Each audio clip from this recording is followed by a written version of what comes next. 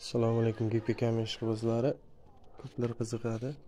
Qanday yopishtiriladi, qanday teriladi, shuni ko'rsatamiz. Hozir reklama qilib yopishtiryapmiz. Shkaturka bo'lgan devor, zatirka bo'lgan. Qum zatirka, gruntovka, surtdik hozir oq gruntovka. Teryapmiz, xudo xolasa. O'zini maxsus qo'shib beradigan kilimiz.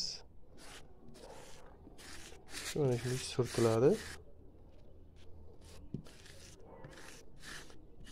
Ko'plar chutkada va alifda farqi yo'q. Kimga udobniy bo'lsa, hozir kamgina joy bo'lgani uchun va alifda anaqa qilib o'tirmadim.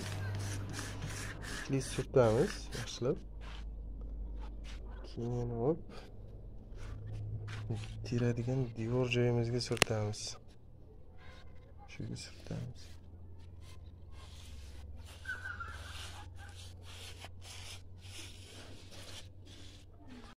Klis surtib, mana surtilgan kli bunga ham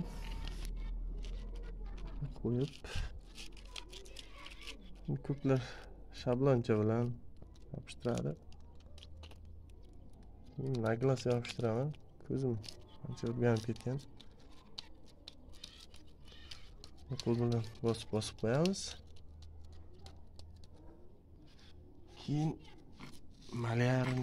malyarchilarda abo yopishtiradigan rezinaligi bor. Shu rezinaligi bilan qo'yamiz tekislab. Hozir bo'ldi. Mana shunday. Bo'lgandan keyin mana bu oq dog'chalari o'chib ketadi. Bu rangi oq bo'lib qo'ygan mana ustidagilar bu besvetni klibi o'chib ketadi. Qurgandan keyin o'chib ketadi.